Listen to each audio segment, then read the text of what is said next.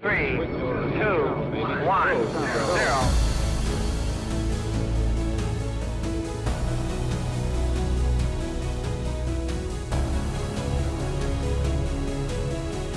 Hello, everyone, and welcome back to another episode of Ground Control, where we talk about all things going on in outer space and in the upper atmosphere. I am your co-host, meteorologist Andrew Brightman, and of course, I've got my wonderful, my very talented co-host Matt Campbell with me. Matt, how are you doing today? I'm doing great. How are you? I am doing wonderful, and we were talking last episode about the upcoming Artemis mission. We even had a chance to talk to an astronaut, Dr. Neil Menon, about going to outer space.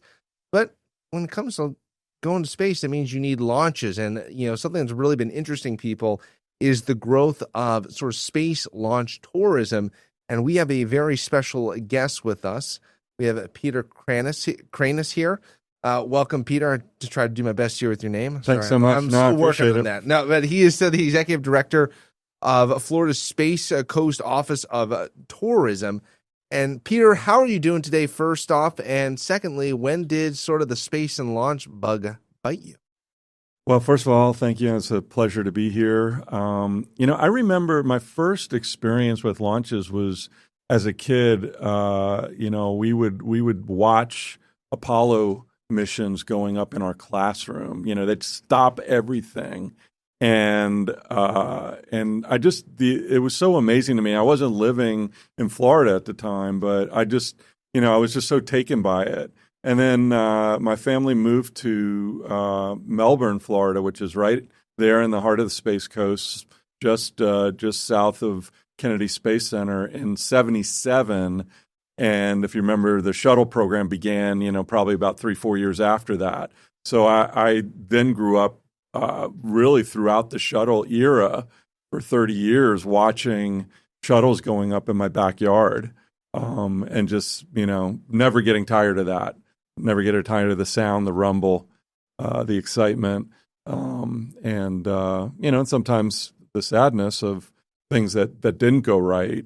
But that was it. I was hooked. And then about 7 years ago, I got the honor of getting into this position, and I get to talk about launches all the time. So I kind of geek out on it. So it's a lot of fun. It's an amazing place. It has a great history.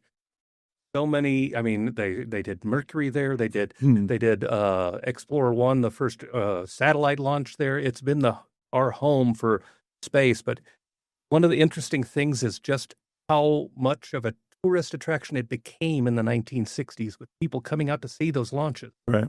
And a part of the pioneering times. Can you tell us a little bit about that history?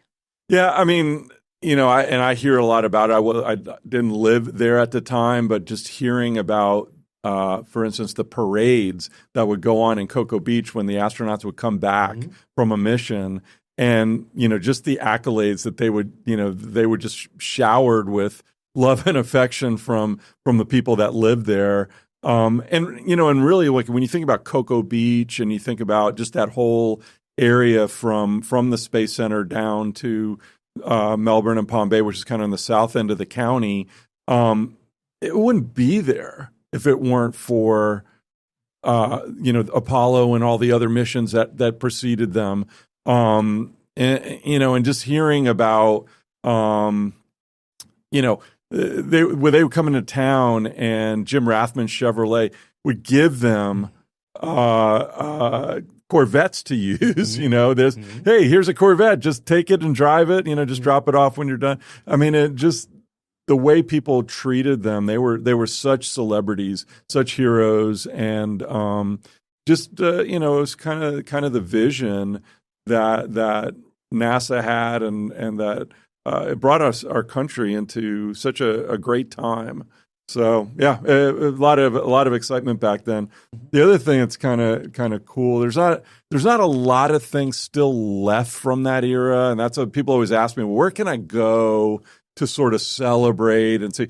Well, honestly, a lot of that, like a lot of the bars and the restaurants and the places they hung out, they don't exist anymore. But there's a few sort of cherry places that I always tell people you need to go. Like Fish Camp Grill is a restaurant. They have the original bar that the astronauts used to hang out at. So there's big wooden bar, big mirrors, and you just sit up there and have a drink and think, oh, Neil Armstrong sat here, and all these other guys, and so that's still there. And then there's a few other places like that. We have, of course, I Dream of Jeannie. Everybody knows about I Dream of Jeannie. Of course, Larry Hagman and Barbara Eden, and they played characters, but that was supposed to take place in Cocoa Beach. So we have I Dream of Jeannie Lane. Right in Cocoa Beach, you take a nice little selfie with that. So we've got places like that are kind of cool that, if you go to our website, visit spacecoast.com, we've got a whole section on space, and there's a whole section about how do you celebrate sort of the history and the astronauts. So I can talk forever about that stuff. No, fascinating. And, one thing I wanted to ask you about, you said I think you moved there, in the early 80s? Is that correct? Late 70s. Late 70s. Yeah. So you've been dating myself. No, that's what we all love to do that. But you saw, all of the space shuttle launches, and you saw even the last one. But what was it like from that period of time? I think the last shuttle launch was 2011. What was it like from that gap from 2011 to 2020? Sort of what, for the people that have been living there, kind of what was the vibe sort of missing these launches that people have been so accustomed to for so long? Yeah, you just gave me chills. Living there during that time, I was literally living in Cape Canaveral in a condo on the beach. I could look out my window to the north and go out on the balcony and watch the shuttle go up. The last shuttle that left, so they took Discovery and some of the others, final ones, Enterprise, and they flew them. They put them on the 747, and they flew them down the coast and did the wing tip to everyone, turned back around, came back up, flew right over my condo. Wow. And left. And tears are streaming down my face because I knew that was the last time you're going to see one of these in the air. And also what happened from an economic perspective in that area, the entire central to north part of our county, the only way I can describe it without being too crass is a giant sucking sound. Houses being foreclosed, people moving out, NASA shutting down. I mean, for 2 to 3 years right after, it was an economic wasteland up there. And I remember saying to myself, if I could ever be part of helping this county get back on its feet and get back to business again, I wanted to do it. And then in 2019, I had the opportunity to step into this job and really try to ratchet up the tourism and all of that. And very, very much around that time, they started bringing in the SpaceXs and all these private industry companies. And that was, to me, that was the goal, was don't ever let that happen again. Let's never see, a gap like that. And so last year we launched 109 rockets, a record for us and a record globally. Wow. No other community, no other country launches more than we launch. And so, you can talk about Kazakhstan and China launch it. They don't even come close to what we're doing. And so, and that's just going to increase. So now we've got an infrastructure. I think NASA's got a good, foothold, but I think these private companies that are launching now, they get it and they're not going anywhere. And so I think, we're back. But yeah, that 2011, 2012, 2013, those were some rough years to watch, and never want to see that again, really. Yeah, absolutely. And one thing we're talking off camera is that, with the upcoming Artemis mission, human space travel has been kind of in stasis for basically the past 50 or so years, and we haven't left low Earth orbit since basically the early 1970s. And coming up after the break, Peter, I want to talk to you more about this upcoming Artemis mission. How many people you think are going to come down to see the launch, some of the best places to watch a launch here, coming up right after the break. You are watching Ground Control on Queen City News Plus. We'll be right back. Welcome back, everyone, to Ground Control. I'm meteorologist Andrew Brightman with my co-host Matt Campbell and Peter Kranis from the Florida's Space Coast Office of Tourism. We are talking all things about launches, launch tourism, some of the best things to see here. We were, during the last block here, we were talking sort of the history, sort of how sad it was to see that last launch, but we're now going forward. You're just talking about it, Peter, how many launches we're seeing more and more, but really the biggest one that we've seen in over 50 years is coming up here potentially in about a month or so as we tape this here in the middle latter half of February, possibly in March or so, with the launch of Artemis 2. Just starting off here, just how much excitement is really kind of building along the Space Coast for this launch? Yeah, I mean, people are seriously fired up for this. You know, it's, as you said, it's been a minute since we've been, out of low Earth orbit and now going back to the moon and circling the moon. They're going to be, when they go around the moon, that on the backside, they're going to be going farther than any human has ever gone in space before. And the significance of Artemis, in Greek mythology was the sister of Apollo, and this mission will lead to having the first woman on the moon. So that's I think very exciting for a lot of people, and means a lot to obviously a significant number of Americans. But yeah, all I can say is we're fired up, we're ready. We want to see a successful mission. Obviously, we want everybody to be safe. So whenever they do it, they'll do it at the right time. They know what they need to do and all the parameters. But yeah, we're going to see a lot of people coming in to town during that time, and we may have a scrub or two. You never know. That always happens on these human launches. So, we might have a few rounds of people coming in and out, and we're pretty ready for that. Well, the nice thing about Artemis is it's not just going to be Artemis 2. You're going to have a whole series of launches. Right. And you're going to have peripheral launches that go along with that. That's right. Getting supplies, getting pieces of equipment up into space to the moon to get ready for human crews.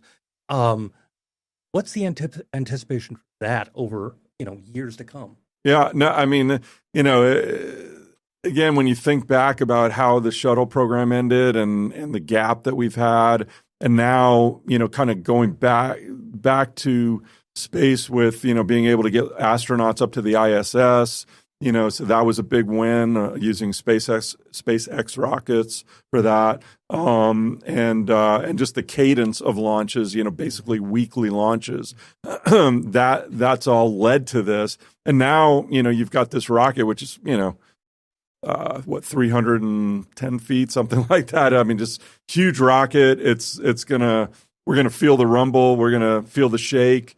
It's gonna be loud. It's gonna be amazing. And so, yeah. And like you said, not just one or two, there's going to be a whole series of launches that'll, not just be bringing humans, but all the equipment that they need, whatever they do in terms of establishing a base, potentially establishing, something in orbit around the moon. The plans are really pretty incredible. No, and it's fascinating. And one thing I wanted to ask you is just like, if you have any estimates, we've had several of the commercial Crew program, the Crew Dragon launches.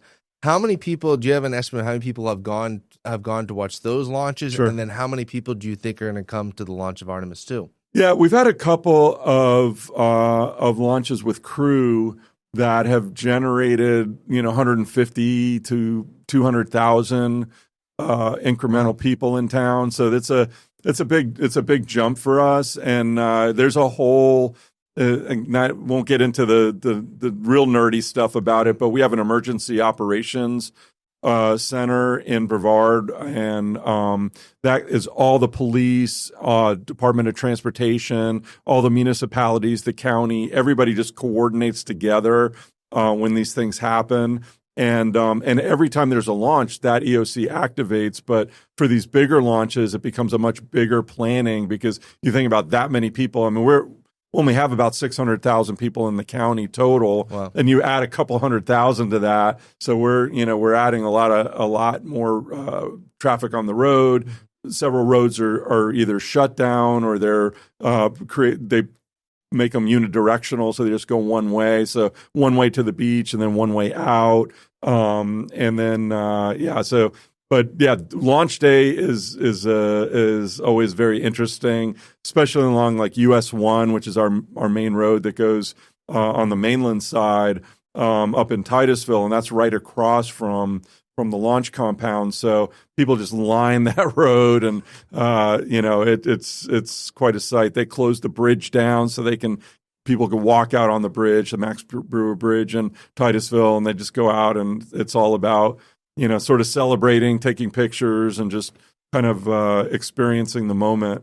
So yeah, it's a lot of fun. And if you've never been to a big launch, I mean, some people have seen the little launches, but if you've never been to a big one, it's something. I do expect we might even break that 200,000 mark with Artemis too, because this is the first time, like we've said, first time crew's gone out all the way to the moon and back. So there's a lot that goes into that, and I think people appreciate, especially all the space nerds out there like myself and you guys. Yeah. They understand what it takes, so they want to be part of that history. You still get people camping out on the beach? Yeah, we everywhere pretty much. Yes, right. Anywhere you can. Not technically supposed to, so I can't endorse it, but yeah, we do. We get people that do that, and we can talk about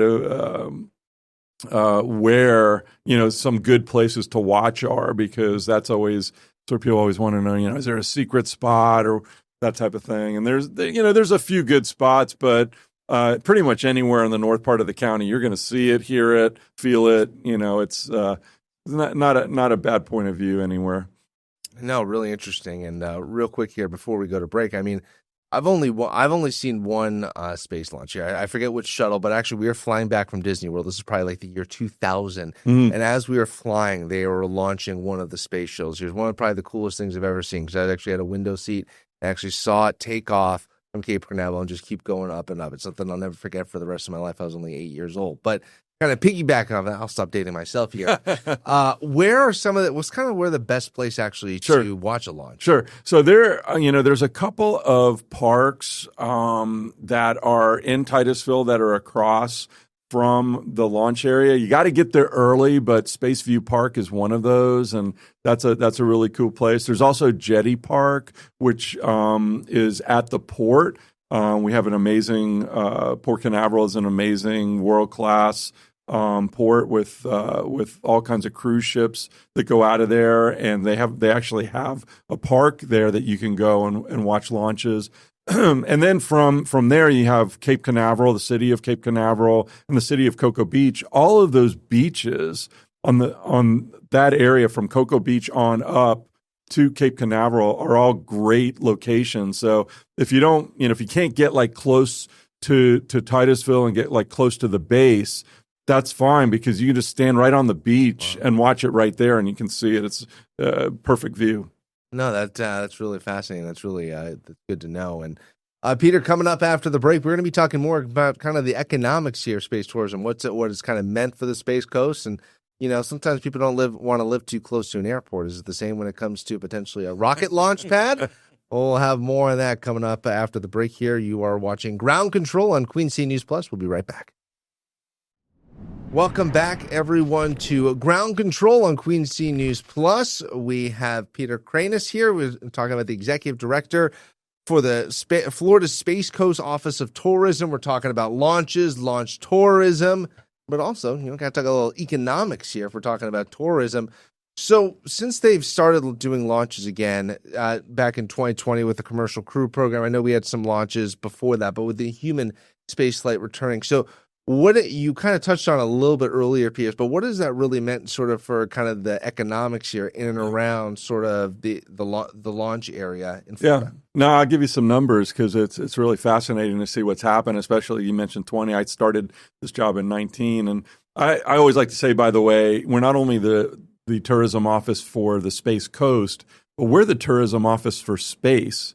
Yeah. Because when you think about it, where people are going to launch in a space, where humans are going to launch in a space, is going to be right there at Kennedy Space Center and the Cape Canaveral Space Force Station. That's where the two big launch areas are. And because of its positioning on the East Coast, that's where they're gonna be sending humans to space. So if we ever do get to like a real space tourism thing where people can actually hitch a ride to the ISS or what have you, that's where it's going to happen from. But here's some numbers. So $4.5 billion industry is in tourism. So that's money spent, people coming in, about $3 billion in visitor spending, plus all the jobs, about 50,000 jobs, just tourism, not even talking the space jobs, which that's a whole nother segment. So, it's significant. We're one of the major employers in the county, the tourism industry is, and you think about the hotels. I mean, we've grown. We survive. Our office survives on tourist development tax. That's a 5% tax on all overnight rooms. So that's hotels or Airbnbs, anything you can think of. And we've gone from, when I started, about 9,000 hotel rooms. Now we have about 11,500, and we've got probably another 2,500 to 3,000 being built in the next 4 or 5 years. We've got about 6,500 short-term rental homes and condos that people put on Airbnb, VRBO, all of those things. So that's all business for people that have gone and bought homes and now they rent them on a short-term basis. So yeah, the economics of it is staggering, and it's not only does it fuel excuse the pun our offices funding and how we market ourselves and promote ourselves, but just hundreds of businesses that have started as a result, restaurants and attractions and T-shirt shops and you just name it. It's just incredible what's happened with it. So if I'm planning a trip, I'm going to go watch Artemis 2, Artemis 3, and besides watching the launch itself, what are just a few of the places where I can also go visit while I'm there? Yeah, I mean, and I'll start with the space side, and then there's a bunch of other stuff. I mean, we have 72 miles of beaches, so if you like the beach, you like to learn how to surf, you like to do those types of things. There's plenty of that to do. But from a space side, we have Kennedy Space Center Visitor Complex. They've got Atlantis there, so they've got one of the shuttles there. Great exhibit, amazing rides, and it's a theme park for basically space enthusiasts. Then there are a lot of smaller museums, like the American Space Museum in Titusville's got a lot of equipment from the original Apollo era, and even before that, going back to Gemini. We've got the Sands History Center, which has got a lot of even older stuff from back in the Mercury days. And even, by the way, the ICBM program, the Intercontinental Ballistic Missile program that the United States has at, our nuclear arsenal, that was developed at the same time as the space program. And all of that stuff's there too. So that's where it all started. I mean, Wernher von Braun came. He wasn't just launching rockets into space. He was helping the United States figure out how are we going to launch nuclear warheads. And so that all happened there, and there's all that history. So there's a lot of cool stuff in these little museums. But, you name it, we're right on the beach. We've got lots of natural beauty. You can see, we got alligators. A lot of people like alligators. Lots of alligators, manatees, dolphins. All kinds of, hundreds and hundreds of different kinds of birds. It's a very biodiverse ecosystem that we have down there. So whether you like nature, you like to boat, fish, surf, water sports, we got all of that. Go-karts?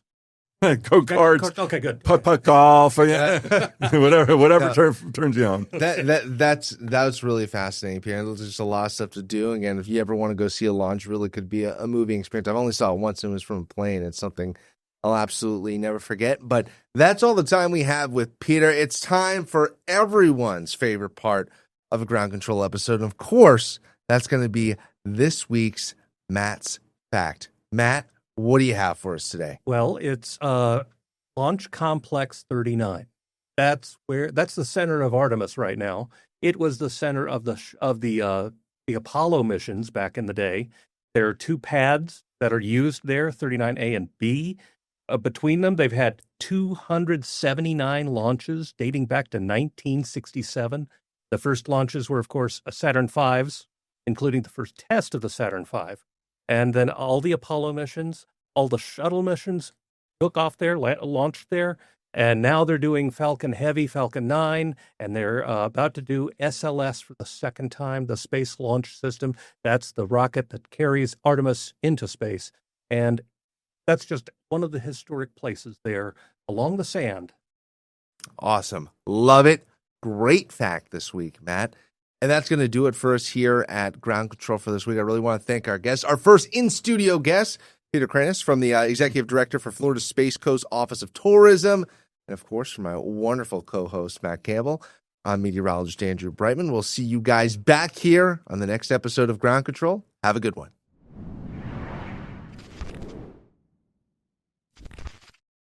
Queen City News Plus. Just search Queen City News on your smart TV's app store.